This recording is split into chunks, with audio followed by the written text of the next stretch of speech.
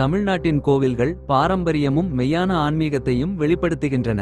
இன்று நாம் காணவிருக்கும் ஒரு அபூர்வ சிவாலயம் அரித்துவாரமங்கலம் பாதாளேசுவரர் கோவில். இதன் வரலாறும் சிறப்பும் உங்களை வியப்பில் ஆழ்த்தும். அரித்துவாரமங்கலம் தமிழ்நாட்டின் திருவாரூர் மாவட்டத்தில் அமைந்துள்ளது. இந்த புனித தலத்தில் பாதாளேசுவரர் கோவில் எனும் சிவன் ஆலயம் உள்ளது. இது சோழர் காலத்தில் கட்டப்பட்ட கோவில் ஆகும். 3ஆம் குலோத்துங்க சோழன் கால கல்வெட்டுகள் இங்கு காண கிடைக்கிறது. பாதாளம் என்பது பூமிக்குள் இருக்கும் இடத்தை குறிக்கிறது. அதேபோல இந்த கோவிலில் உள்ள சிவலிங்கம் மண்ணுக்குள் ஆழமாக உள்ளது. இந்த கோவிலின் முதன்மை சிறப்பு அதன் கருவறையில் உள்ளது. பாதாளேசுவரர் சிவலிங்கம் பூமிக்குள் தன் மூலஸ்தானத்தில் அமைந்திருக்கிறது.